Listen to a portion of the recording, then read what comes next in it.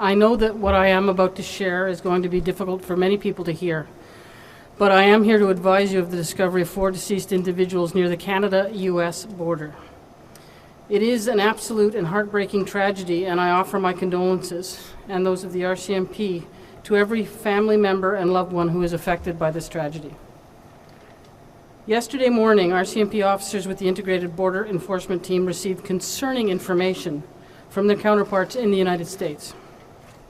Specifically, it outlined that U.S. Customs and Border Protection had apprehended a group of individuals who had crossed into the United States from Canada, just south of Emerson, Manitoba.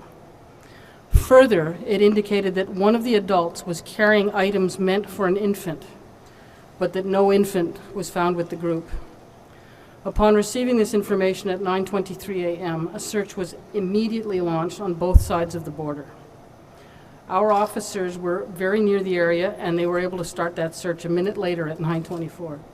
Extensive patrols were conducted in very challenging conditions.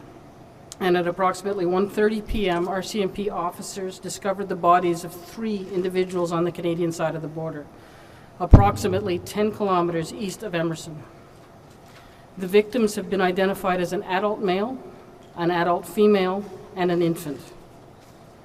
Fearing there might have been additional victims, officers continued their search and located the body of another male, believed at this time to be a teenager.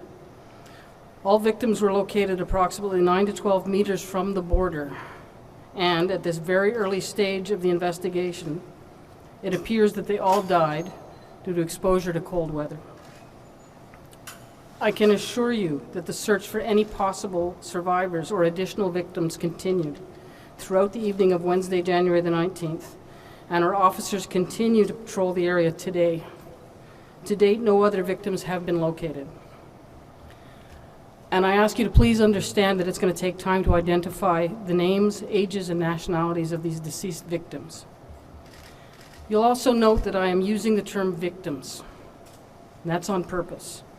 We're very concerned that this attempted crossing may have been facilitated in some way, and that these individuals, including an infant, were left on their own in the middle of a blizzard when the weather hovered around minus 35 degrees Celsius, factoring the wind.